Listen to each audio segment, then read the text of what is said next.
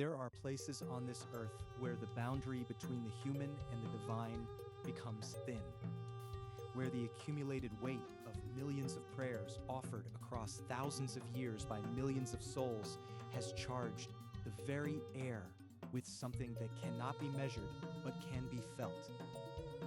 Where the stone beneath your feet has been worn smooth not by weather but by the bare feet of pilgrims. Where the river before you has received the prayers, the ashes, the tears, and the gratitude of a civilization stretching back to the dawn of recorded history. In Hinduism, these places are called tirthas. The word means a ford, a crossing place where it is possible to cross from one shore to another, from the ordinary to the sacred, from the human to the divine, from the world of appearances to the world of ultimate reality.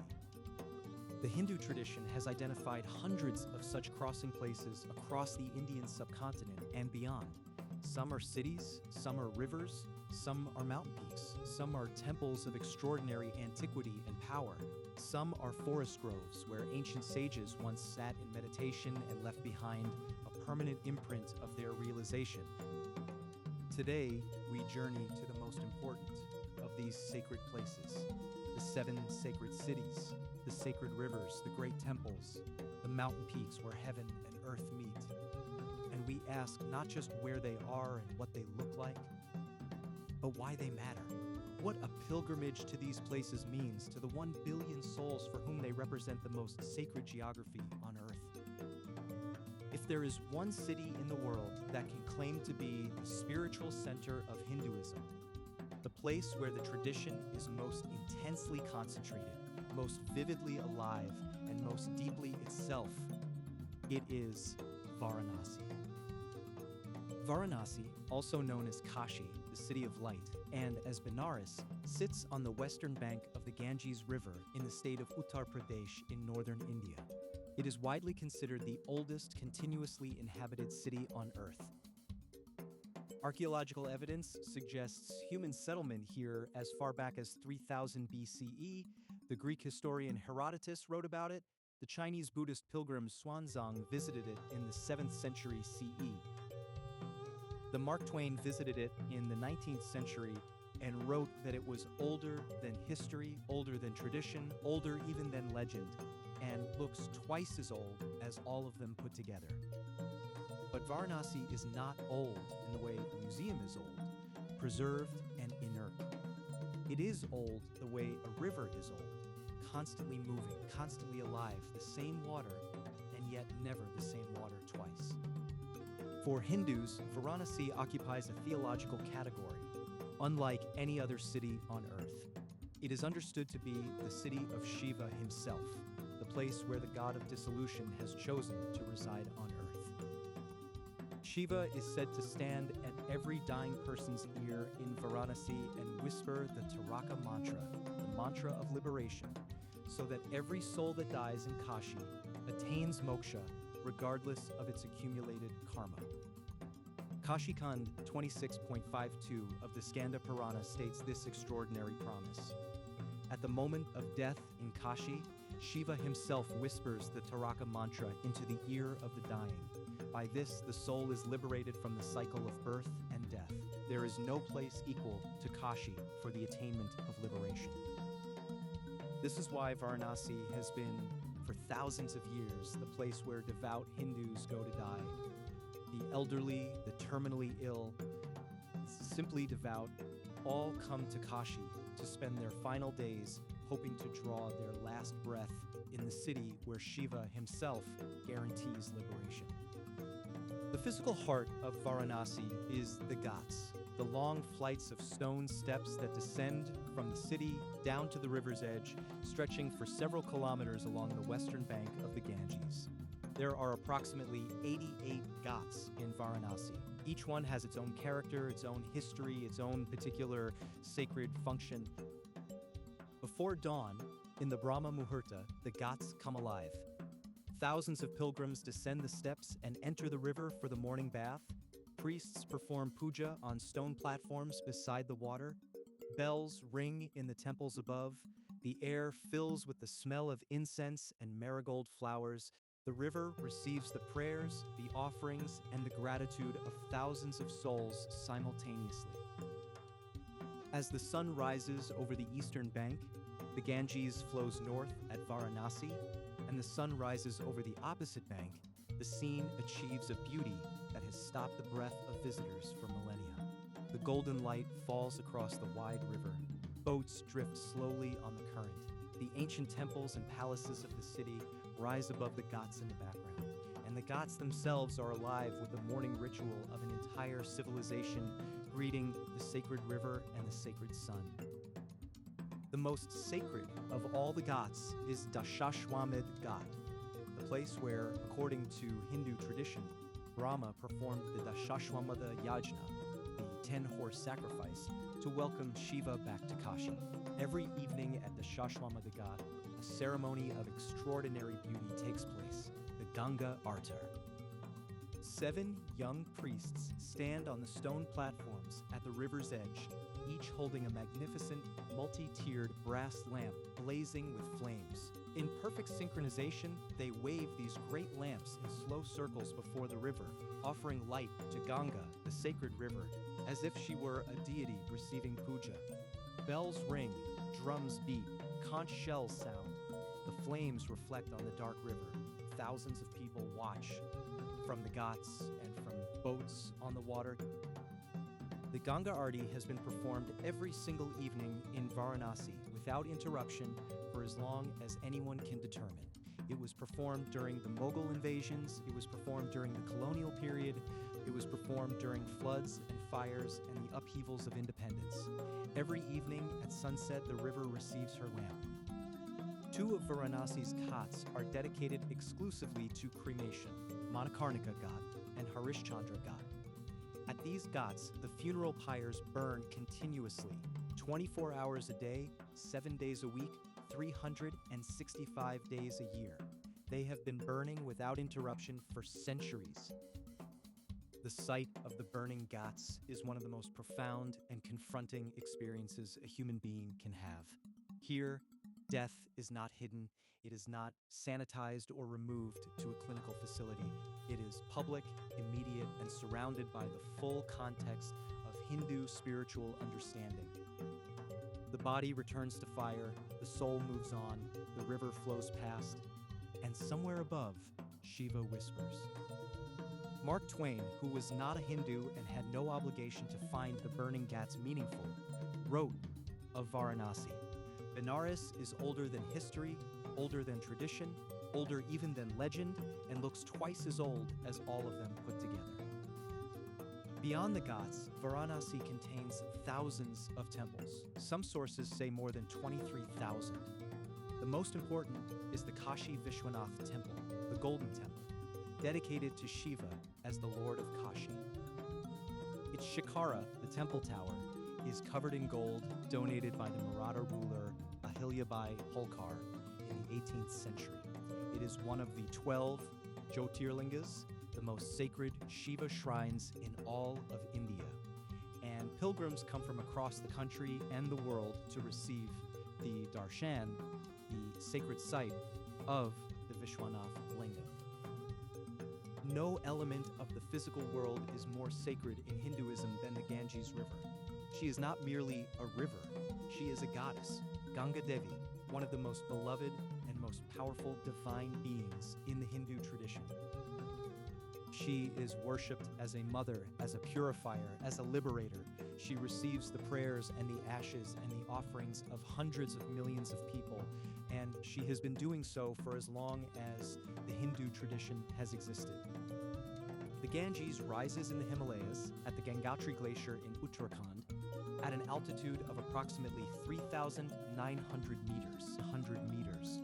From her source, she flows 2,525 kilometers across the northern plains of India to the Bay of Bengal, passing through some of the most densely populated and most historically significant territory on Earth.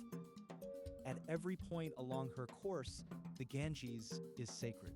But there are places where her sacredness is especially concentrated, where Particular events from Hindu mythology occurred, where particular sages performed particular austerities, where the power of the river is most immediately felt. The mythological origin of the Ganges is one of the most beautiful stories in all of Hindu literature. King Bhagirath was a great ancestor of Rama who undertook an extraordinary mission.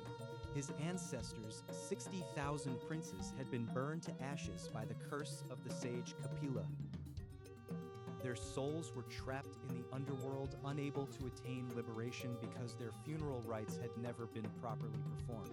The only way to release them was to bring the purifying waters of the heavenly river Ganga down to earth so that her waters could touch their ashes and liberate their souls. Bhagirath performed austerities for thousands of years, standing on one leg, arms raised in the most intense possible spiritual discipline, to persuade Ganga to descend from heaven to earth. Finally, Ganga agreed. But her descent would be so powerful that it would destroy the earth beneath her. Bhagirath then performed further austerities to persuade Shiva to catch Ganga in his hair, to break her fall and release her gently. Shiva agreed. And so Ganga descended from the heavens through Shiva's matted hair onto the earth and followed Bhagirath's chariot across the land to the place where the ashes of his ancestors lay. When her waters touched those ashes, the souls of the 60,000 princes were liberated. And the Ganges has been liberating souls ever since. Bhagavata Purana, September 9th, 18, describes the moment of liberation. When the Ganges water touched the ashes of the 60,000 sons of Sagara, they were all liberated. Even the most sinful soul touched by the waters of Ganga attains liberation. The theology of the Ganges is not merely mythological, it is a living belief that shapes the behavior of hundreds of millions of people. Hindus bathe in the Ganges to purify themselves of accumulated karma. They collect Ganges water in copper vessels and keep it in their homes as the most sacred substance on earth, believed to remain pure indefinitely and to never spoil.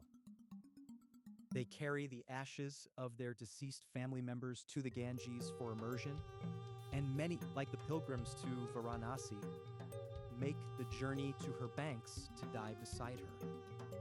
The four most sacred points along the Ganges are the Char Dham, 4 holy cities, each associated with a major point in the river's course. Gangotri, the source, high in the Himalayas. Haridwar, the gateway where the river descends from the mountains to the plains. Prayagraj, the confluence where the Ganges meets the Yamuna and the mythological Saraswati. And Varanasi, the city of light, where the river bends northward and Shiva awaits. At Haridwar, the gateway of the gods, the Ganges emerges from the Himalayan foothills and enters the vast northern plains for the first time.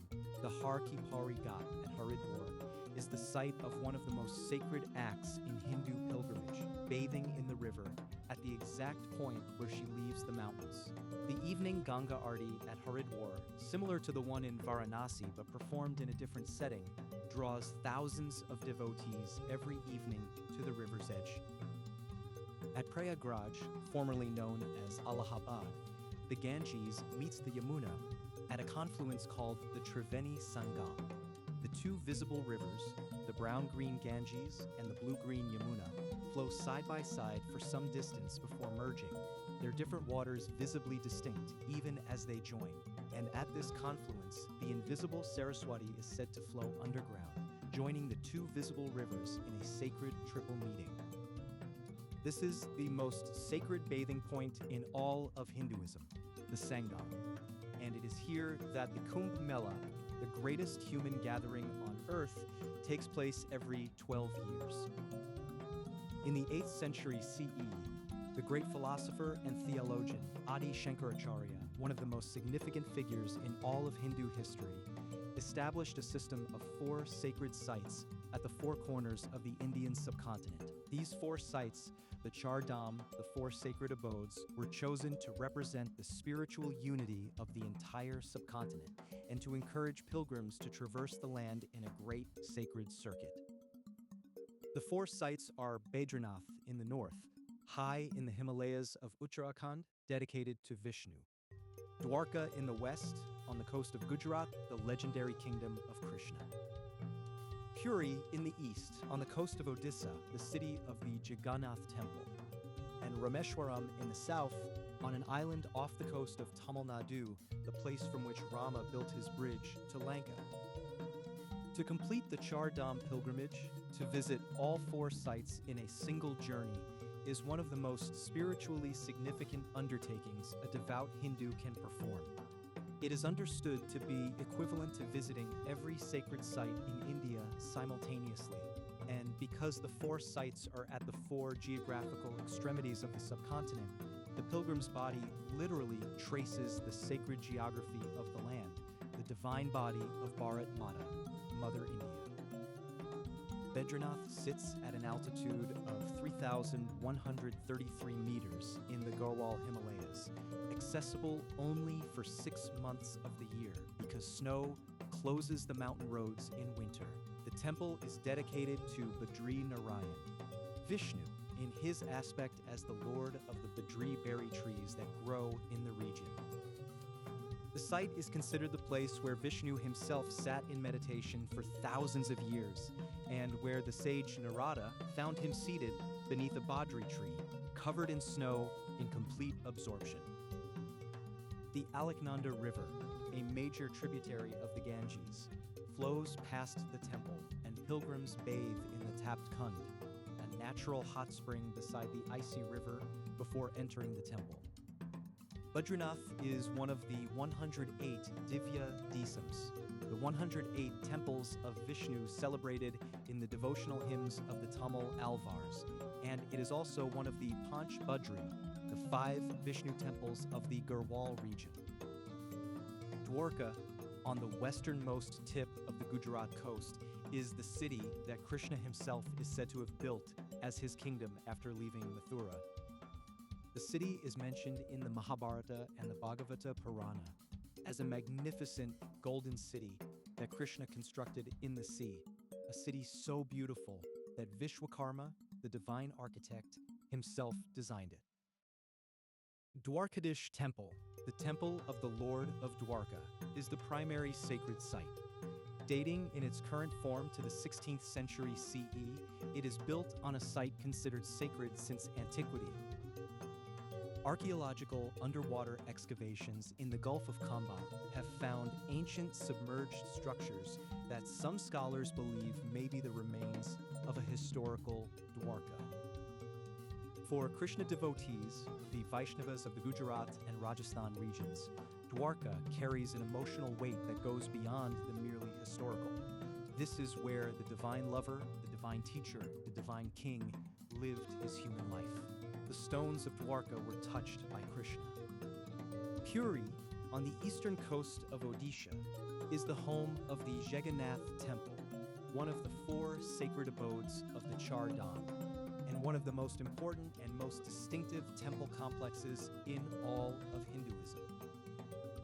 Jagannath, the Lord of the universe, is a form of Vishnu or Krishna worshipped in a highly distinctive manner. The deity images of Jagannath, his brother Balabhadra, and his sister Subhadra are unlike any other images in Hinduism. They are wooden, brightly painted, with enormous eyes and incomplete limbs. Every 12 years, the images are ceremonially replaced with newly carved ones in a ritual called Neva Kalevara, the new body ceremony. The most famous festival at Puri is the Rath Yatra, the chariot festival. Every year, the images of Jagannath, Balabhadra, and Subhadra are placed on enormous wooden chariots and drawn through the streets of Puri by tens of thousands of devotees pulling on thick ropes. The chariots, some as tall as a 4-story building, move slowly through the crowds with a power and a momentum that seems barely controlled. The Rath Yatra has been celebrated continuously at Puri for at least 1,000 years, and it has given the English language a word because the sight of the enormous chariot moving through the crowds, seemingly unstoppable, gave rise to the word juggernaut. Rameshwaram, on Pamban Island off the southeastern tip of India, is the southernmost of the Char Dham sites and one of the most important pilgrimage destinations in the entire Hindu tradition. Its significance is rooted in the Ramayana. It is from this island, the closest point of the Indian mainland to Lanka, that Rama built his bridge of floating stones across the sea to Lanka with the help of the monkey army led by Hanuman. And it is here, after his victory over Ravana, that Rama performed atonement for the killing of the demon king, who was a Brahmin, by worshipping Shiva in the form of a lingam. The Ramanathaswamy temple at Rameshwaram, dedicated to Shiva as worshipped by Rama, is famous for its magnificent corridors, said to be the longest temple corridors in the world, and for its 22 sacred wells, each containing water of a different spiritual quality. Pilgrims perform a ritual circuit of the temple, bathing in each of the 22 wells in sequence. High on the Tirumala hills in Andhra Pradesh, at an altitude of approximately 853 meters, stands the Venkateswara Temple, better known simply as Tirupati, and it is by any measure the most visited and the wealthiest religious institution on earth. On an average day, between 50,000 and 100,000 pilgrims climb the 7 hills of Tirumala to receive the darshan, the sacred site of Lord Venkateswara. On auspicious days, the number can exceed 500,000. In a year, the temple receives between 15 and 20 million pilgrims. No religious site on earth, not the Vatican, not Mecca, not the Western Wall, receives as many visitors annually as Tirupati. The financial resources that flow through the temple are equally extraordinary. Pilgrims donate cash, gold, silver, and jewelry. The temple's gold holdings are estimated at more than 10,000 kilograms. Its daily income in cash donations alone runs into tens of millions of rupees. It operates thousands of free meals for pilgrims daily, maintains educational institutions, hospitals, and charitable organizations across the region. Venkateshwara, the Lord of Venkata Hill, is a form of Vishnu, who is understood in the tradition to have taken human form and is still present in physical form within the temple. The idol of Venkateshwara is not understood as a representation of the deity. It is understood as the deity himself, physically present, alive, and receiving the devotion of millions. The queue to receive darshan at Tirupati can last between 4 and 24 hours. Pilgrims wait in long covered queues, some having traveled days to reach the hill, for a darshan that will last only a few seconds. Few seconds in which to see the face of God. And for the millions who make this journey every year, those few seconds are worth every hour of waiting. One of the most distinctive offerings at Tirupati is the offering of hair. Hundreds of thousands of pilgrims shave their heads at Tirupati as an act of surrender, offering to the Lord the one thing that represents personal vanity and ego. The temple employs hundreds of barbers. The harvested hair is sold and used in the international hair industry, generating significant revenue for the temple's charitable works. Millions of kilograms of human hair are offered at Tirupati every year. The theological understanding of darshan, of the sacred site of the deity, is one of the most distinctive and profound aspects of Hindu temple worship. Diana Eck, the Harvard scholar of comparative religion and the world's leading authority on Hindu sacred geography, describes darshan in her landmark work. Beholding the image is itself a form of worship. To see the divine is to be seen by the divine. And in that exchange, in that moment when the eyes of the devotee meet the eyes of the deity, something passes between them that is understood as grace. This is why the queue at Tirupati is worth 24 hours of waiting, because what happens in those few seconds of darshan is not the pilgrim looking at a stone image. It is an encounter between two beings, the seeking human and the present divine, in which grace flows from one to the other. For Hinduism, The Himalayas are not merely a mountain range, they are the abode of the gods, the sacred geography at the center of the divine world. The very name Himalaya comes from the Sanskrit Hima, meaning snow, and Alaya, meaning abode, the abode of snow. And in Hindu cosmology, this abode of snow is simultaneously the abode of Shiva, who meditates eternally on Mount Kailash, the source of the sacred rivers and the location of the most intense and most pure spiritual energy on earth. Mount Kailash, a perfectly pyramidal black rock peak rising to 6,638 meters in the western Tibetan plateau, is the most sacred mountain in Hinduism, Buddhism, Jainism, and the Bon religion of Tibet.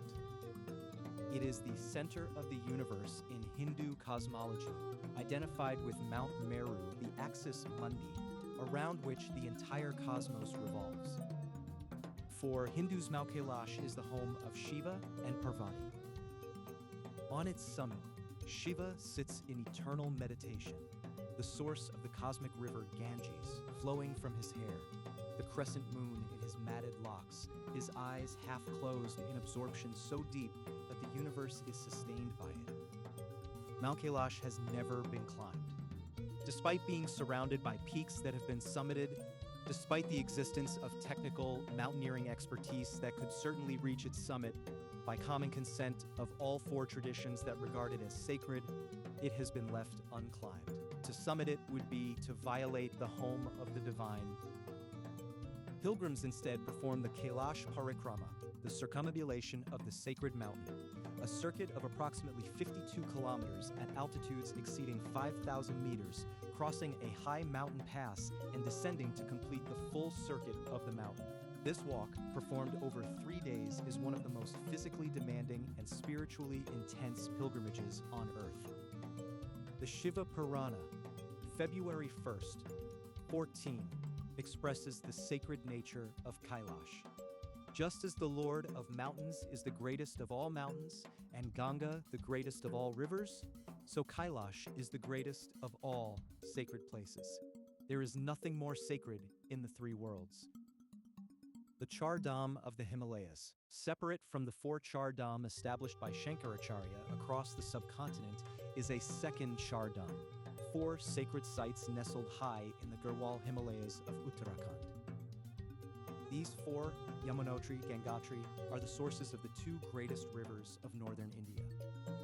Kedarnath and Badranath are the sites of 2 of the most important temples in Hinduism. Yamunotri is the source of the Yamuna River, the second most sacred river in Hinduism, at an altitude of 3,293 meters. Gangotri, the source of the Ganges, marks the spiritual origin point of the most sacred river on earth at 3,048 meters. Beyond Gangotri, the glacier of Galmukh, the Cow's Mouth, at 4,000 meters, is the actual ice source from which the Ganges emerges.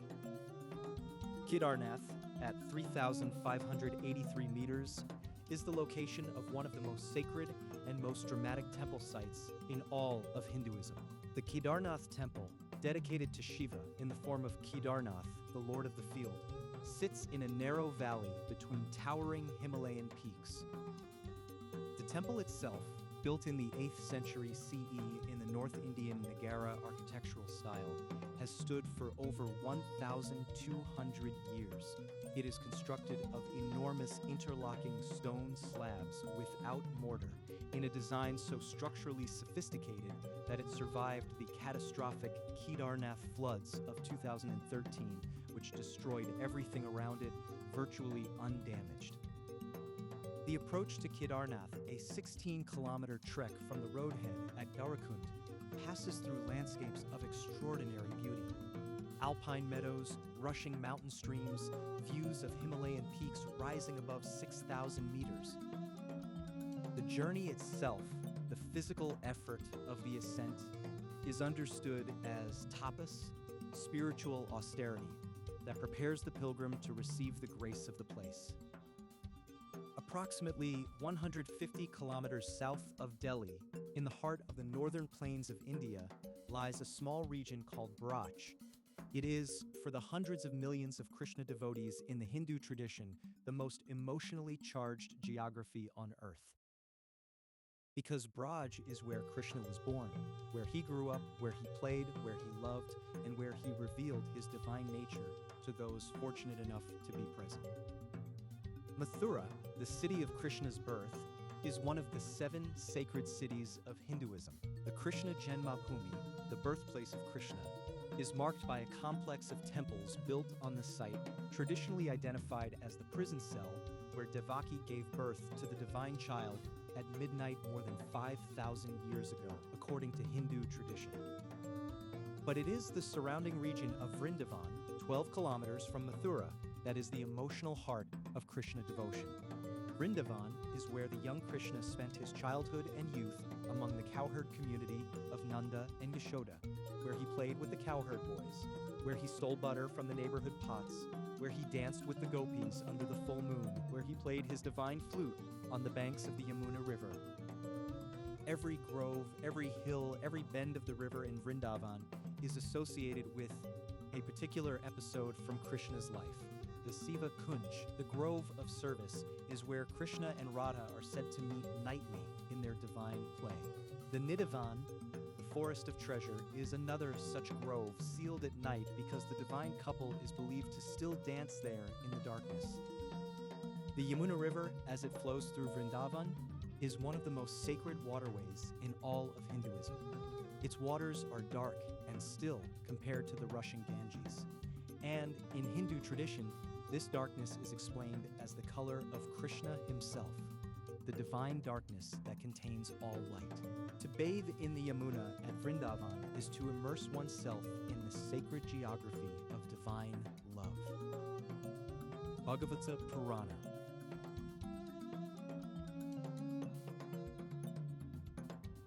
October 14th, 34 expresses the unique privilege of the souls born in Vrindavan.